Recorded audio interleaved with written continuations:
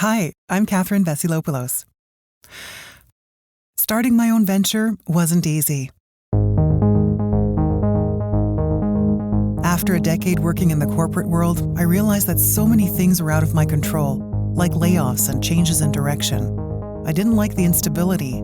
I didn't want that to define my whole career and professional story. And so, I left. I started my own company and achieved more than I ever imagined.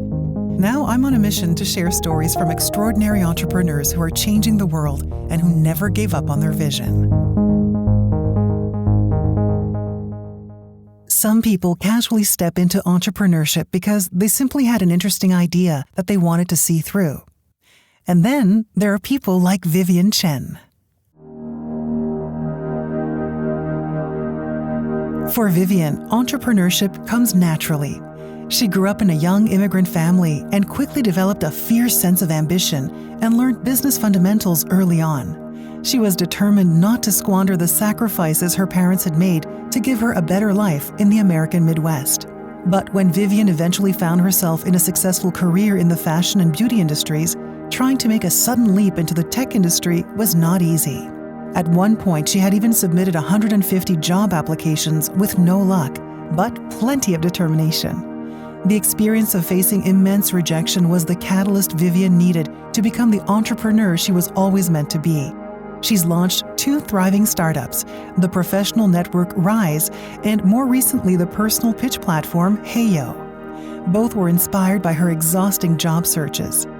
In my conversation with Vivian, we talk about her experiences in being repeatedly singled out as a visible minority and as a woman, how she wrote her own playbook for fundraising both in and out of the pitch room, and the core qualities of entrepreneurship that she's learned to embrace along the way.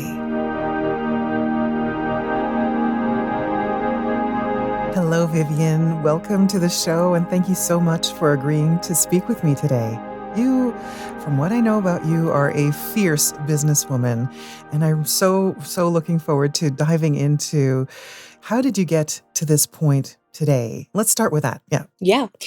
From a very young age, I knew that I was interested in business, whatever that meant to me as a Asian American growing up in the Midwest. So I actually studied business with a concentration in marketing management and operations management at the Wharton School of the University of Pennsylvania.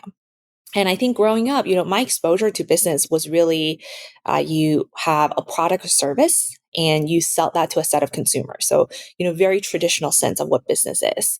I didn't have any of the exposure to, sort of the common institutions or industries of the coasts. So for example, the West Coast with technology. I had no idea what tech meant, Silicon Valley, any of those things. After university, I sort of stuck with what was interesting to me from a business perspective, and I joined L'Oreal, which is the world's largest beauty company. And what intrigued me about L'Oreal was not necessarily the category of beauty itself. Like, I don't even wear makeup. But what I really loved was this idea that it's changing constantly. And whether you sell 1 tube of lipstick for $65 or for $6, at the end of the day, it's about how it makes people feel when they're using your product. Fast forward a few years, I've worked at Lancôme, Kiehl's, Garnier Fructis, and I could see a very clear path of what my life would be if I stick around to corporate. This is also when my friends started to head west to Silicon Valley, and they were joining these startups where they had unlimited vacation, kombucha on tap, ping pong tables, and all these things, which were so foreign to me working in a cubicle in a Fortune 500 company where I had 10 days of vacation. So, the young and hungry part of me, I call it millennial FOMO. I said, I want a piece of that. I want a piece of that innovation and disruption. I want to move into tech. Unfortunately for me, people started to typecast me as a beauty and fashion girl.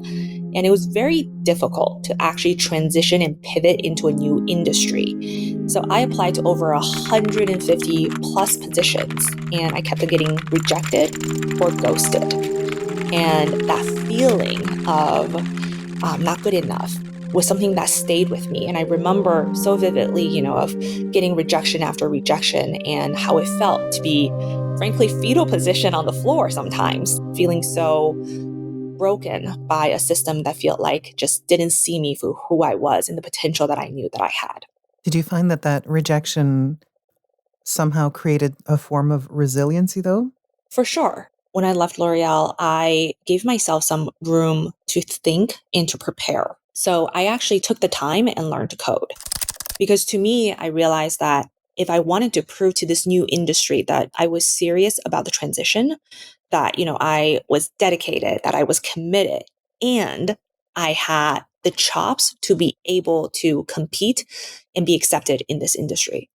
So I spent about 8 months taking various online courses, learning to code. And, as an entrepreneur now, even though I don't code as a founder and CEO, but it has prepared me to be able to have those technical conversations. How I think of it is it's like learning a new language, it's learning the structure to think. And so now I'm able to communicate with my engineers, with my product managers, designers in a way that I could not before learning this new language and framework. And it's made me a much more effective leader and CEO. Oh, that's great. So you actually got more skills under your belt to be able to transition from one industry to the other, because coding is universal, right? And being able to talk with technical teams is very important because they speak a whole other language in themselves. Yeah, I think it was this idea of like how people kept on positioning me as like, oh, well, what does this woman from the beauty industry know about tech? And I wanted to prove to people that I can and I will, and let me show you. Let me go back to that moment where you're applying for about 150 jobs and then you're not hearing from people. And at that moment, did you have this thing inside of you that said, okay, I really do need to succeed? There's this urgency right now. Can you talk a bit more about that? I kept on repeating this thing in my head, which is you just need one. You just need one job, one company, one person to believe in you. You don't have to find, a million. You just need to find one. I think that urgency is always in me. Growing up as an immigrant with parents who gave up pretty much everything to come to this country, that sense of achievement was instilled in me. And in some ways, the pressure is there because, I didn't really have a safety net. Figuring out how to navigate the career ecosystem, how to create a resume, how to write a cover letter, all these things, are things that, my parents couldn't share much with me. So I really had to explore by myself. I very much relate to that. Same situation, child of immigrant, did homework by myself, didn't have bedtime stories, didn't have any of that. For me personally, I just felt like I had to make it count. I mean, I had to make sure that my parents felt like, okay, it was worth it for us to come to another country. For me, the pressure was incredible to please them and to make sure that I did well and that I represented well and made sure I'd never embarrassed my parents. It's a very huge, huge driving force even today. I still want to be able to impress them with anything that comes up. What you mentioned about making it worth the sacrifices and the sufferings is something that I think about every day. This idea of knowing that they had given up so much, how can I make it worthwhile for our family so that we come out ahead despite the suffering, despite the circumstances? Yeah, make it count, right? Yep. Did you ever feel separated from your peers? Did you feel like you were not included or there was something else? Because I know I felt like that. Well, I grew up as one of the only Asians growing up in the 90s in my elementary school. I used to be pulled out of class to, take photos, for example, for the school newspaper. It's like, oh, Vivian, like come join us in the library and pretend to read a book here. And it would be me and, all the other, quote, diverse kids. And initially I just thought, they really like me or because I'm well behaved. So they want me to, be in these photos. And then later on, I realized that it was about representation. I think it's good because it's important for people to see and to see that representation. I was sort of picked out to represent, but I'm okay with that.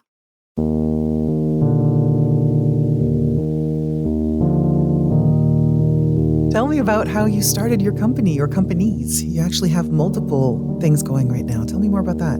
Yeah, so we have two products right now. One is called Rise, Rise. Rise is a leading diverse professional focused job community and platform.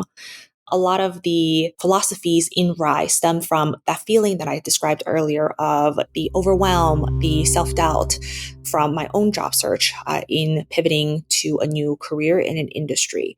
So, when we built Rise, a lot of what we did was to reimagine the experience to make people feel instead of like a cold or very impersonal job board, Rise is like a friendly, small, intimate gathering of friends, and Rise is the host. The second product that we have is called Heyo. Heyo really grew out of the needs of the community that we saw within Rise, which is now we have the supportive community. How do we help people tell their stories in a more dynamic and personal way?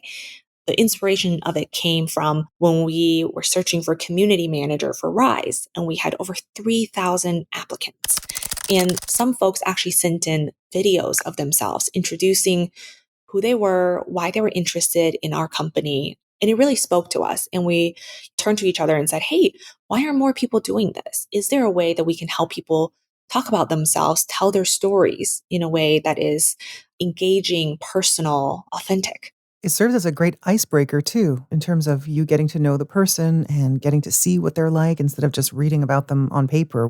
What kind of stress did this bring into your life? I mean, you're a CEO of these major endeavors and you came from a corporate world. What did that look like in terms of stress level for you to make that transition? So I get to make decisions every day that I am accountable for. Mm. And I wake up every day very excited by what I get to do and who I get to do it with. And that's been really energizing.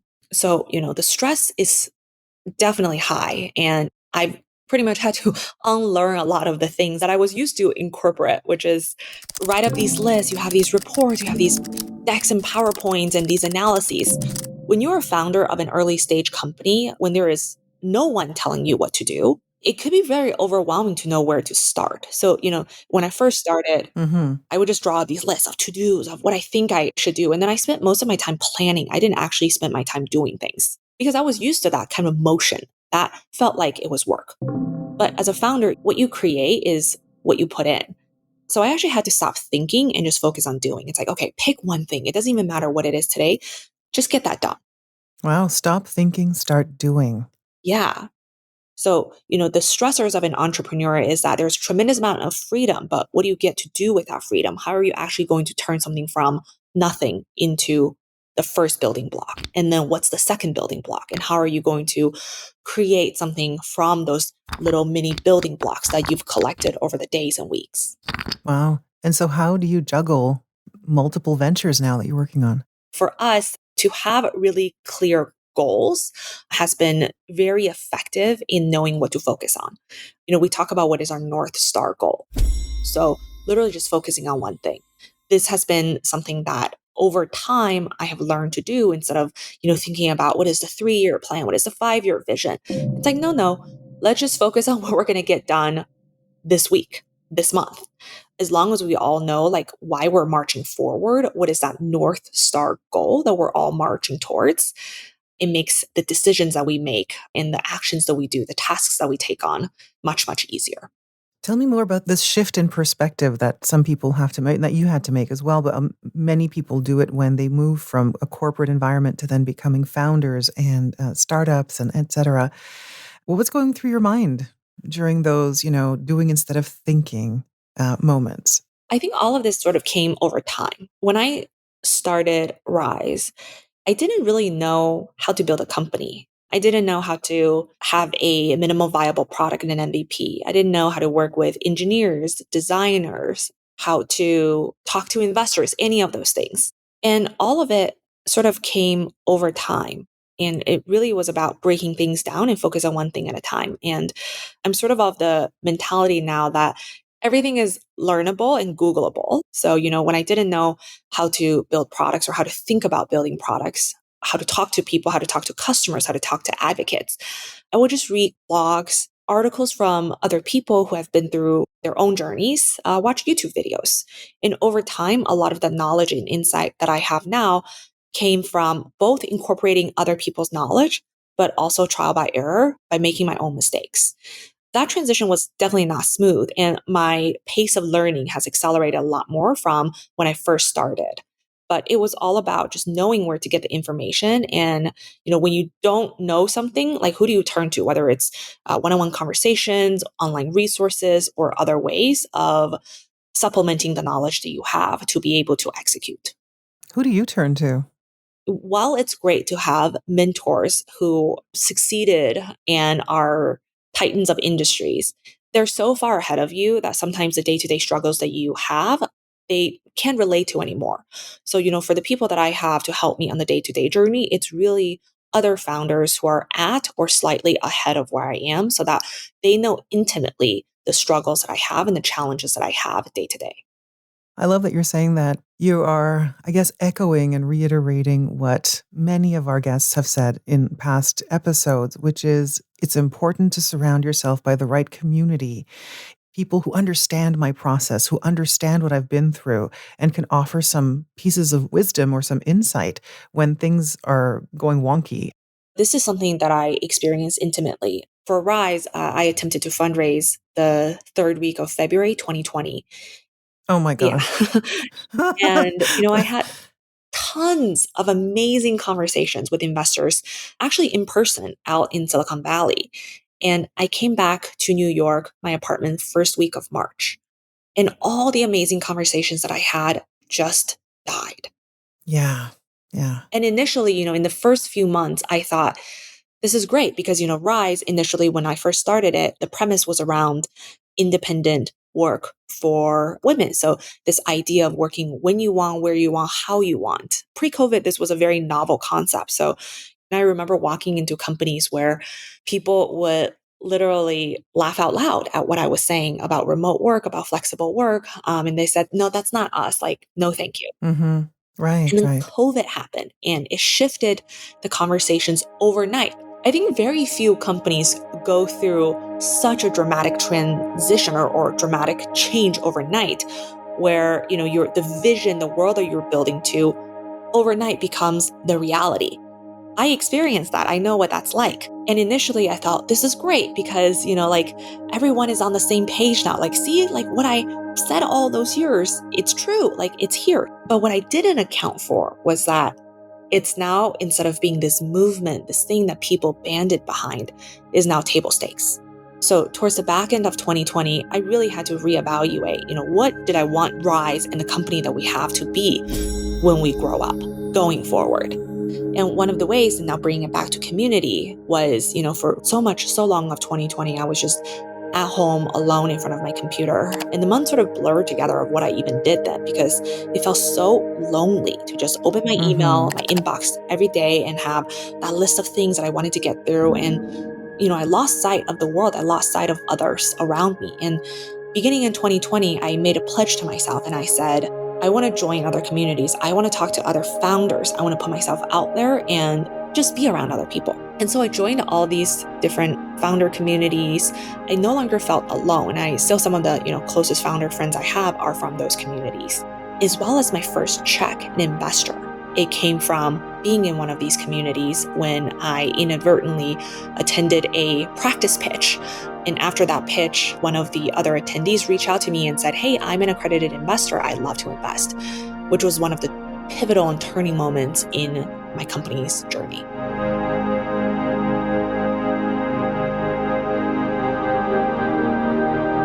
Tell me more about your experience as a fundraiser, because when we work in corporate and we have our cubicle job, we don't do fundraising. So how do you learn to do that? And what did that entail? And did you have any challenges? Yeah, I sucked at it at first. I had no idea what I was Oh, doing. And I pretty much made all the mistakes in the books. I showed up to these meetings initially. My natural instinct was to be friendly, be likable, and say things that pleased what I envisioned the other, the investor wanted to hear. And I came across as unsure of myself, not confident and overly eager. And I didn't realize that I was doing this until, I much later on when I started to have conversations with actually male founders. I realized that it really was about finding that inner confidence in myself and to be able to hold court with the investors, level the playing field so that recognizing the conversations, like the investor is an equal. It's about finding someone who wants to create a future together with you, who believes in your vision, not someone who has doubt from the beginning. In the business world, people want to invest in people who are venture backable, who they can see as leading a major corporation. Are you the type of founder who can build $1 billion company? And I needed to exude that energy. Did you find that there was some visible discrimination because you were a woman or Asian American? You know, it's something that I didn't. There is a difference between understanding something philosophically and then understanding something viscerally. In the back of my head, coming from my immigrant background, it was always, well, I work hard. I will work harder. I will put in more hours. I will be smarter. I will be craftier. I will do more with less. But it wasn't until, I started fundraising in this world where people literally reward you with a check or not, that I started to have doubt on whether or not, as an Asian woman, that I could become the type of CEO and leader. Because when I looked up, Catherine, I don't see many people that look like me. Mm-hmm. And even, sometimes when I hear friends or other founders who say things like, well, every founder I know does X, Y, and Z. And my response to that is, that's great. But most successful founders that I know don't look like me. So the playbook that's worked for them might not work for me. Exactly. So I need to build the playbook for myself and also open the door for others to succeed as well.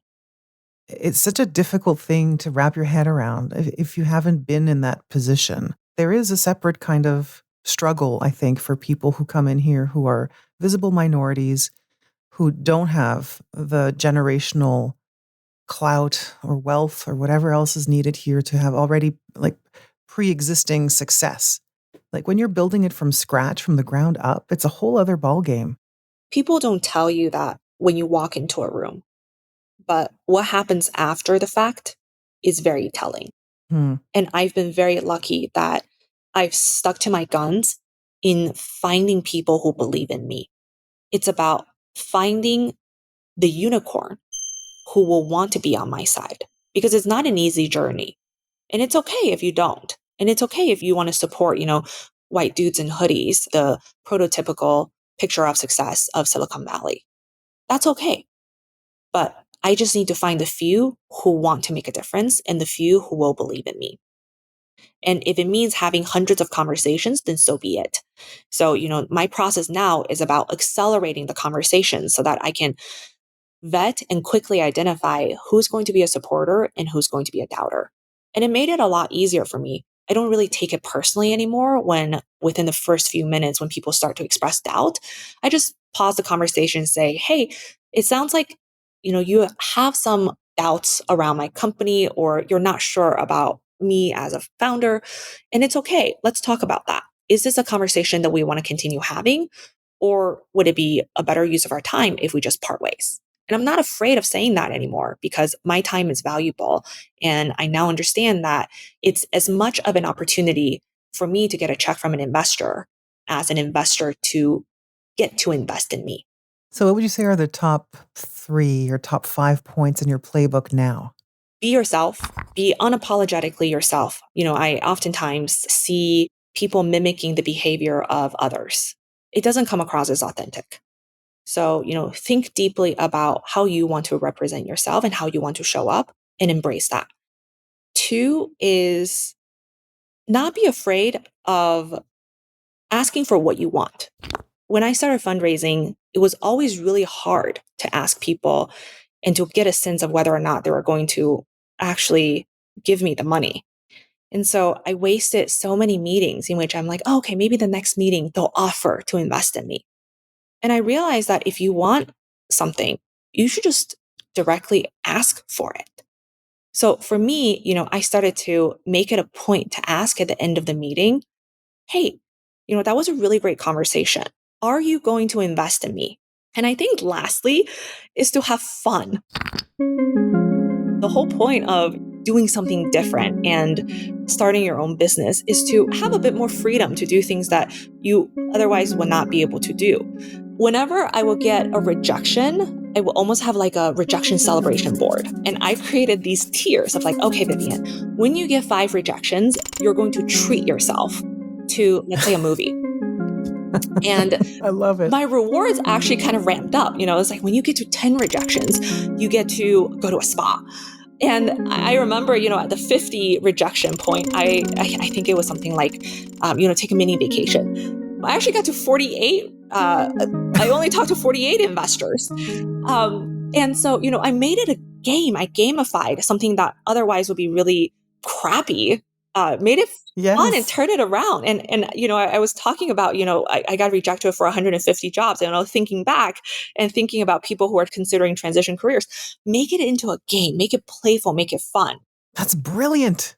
Oh my goodness. I love this so much. It is because, oh my God, the word rejection, it's such a dark black hole for me. And rejection's part of life. It certainly is part of being an entrepreneur because you will hear a lot of no's. That's an amazing coping mechanism. You've made it into a fun thing with rewards. Yeah. Amazing. You came up with this? Yeah, I did. I think it just, it's the need to, make peace with a situation that I have no power to change. I want to move the needle for others, but I still have to accept the reality that I am just one person, right? And sometimes, how can you work within the system in order to break the system? Interesting. Wow. I don't know. I'm just sitting here with this new concept. It's like I'm soaking in it. I'm like, I think I'm going to do that too. Thank you. You just taught me something. Yeah, of course. Yeah, be playful, have fun. That's, Well, that's it. Having fun. We need to do outdoor activities. We need to go sing and dance and paint and do all the things that make us human. And if we can integrate that in our businesses, then so be it. Let's try our best. Yeah. I have one question for you, and I'm really curious about this. Do you find that as an entrepreneur, your business becomes you or you become your business? And do you have a difficult time splitting, your personal from your professional life? Can you make the distinction between that? Yes, this is a great question. My business is not me. And this is something that we actually discussed a lot as a team internally. Rise is about a community of people, and it's a celebration of people. It's not a celebration of me. A lot of the building blocks for the company came from my personal experiences, but it also came from the personal experiences of the rest of my team too. For example, I'm a career pivoter from beauty to tech. Our product designer used to be an acrobat in a circus. I can't make this up. This is all true. Oh, wow. And yeah, he's a self-taught UI UX designer, and everything that you see on Rise and Heyo came from him. Our head of marketing, Lucy, she actually used to be a dancer. She used to be in food. Our engineer is a college dropout who has been coding since he's been like 16 years old. So, all of us, by the traditional sense, are outsiders. We look very different. So, my company is not a reflection of just me. It's a reflection of all those lives that it touches, whether it's the people that are building it or the people who use it every single day. Now, the day-to-day blur of work and life sometimes is harder as a founder, of course. Do I think about it and on vacations, on the weekends, at night? Yes, it's hard to turn off my brain. I haven't figured out how to do that yet. So the work does spill into my life. But because, I love what I do and I love the products and the company that I build and the team that I work with, it energizes me. I love building. For me, it's really about this freedom to create and to make things, whether it is something entrepreneurial or otherwise. You mentioned play in terms of dancing and art. Those are things that I embrace too. It's the act of creation. To me, that's what makes me an individual. That's what gives me the feeling of aliveness. In 5 years, who knows? I mentioned earlier that it's hard to predict the future, especially when we're in such rapid hype cycles these days. But one central tenet that I know for sure is that I will never stop creating. And the medium might be different, may or may not be different, but I just can't stop making things. You have such a richness to you. I listen to you speaking and you sound happy. I think that it comes through, and I hope that our audience hears it too, because it can be very stressful. It can be very lonely. It can be a lot of stepping stones and failures and challenges. And I just find you have such an amazing attitude. We'll see where I am in 2 hours. It's still early, right? Yeah. Anything can happen today. That's right. Who knows what's going to break later today? It's okay. You're equipped to fix it, whatever comes your way. And if you can't, you know someone who can. That's right. Many thanks to Vivian Chen. You can learn more about Rise and Heyo through the links in the episode description. We hope you loved hearing what Vivian had to say as much as we did. And if so, please leave us a rating and review wherever you listen. And So She Left is made by Cansulta and Ethan Lee. We'll be back next Wednesday with a new episode. Our music is by Chris Zabriskie, edited for your enjoyment. You can find a list of all the songs you heard here in the episode notes. I'm Catherine Vasilopoulos, and thanks for listening.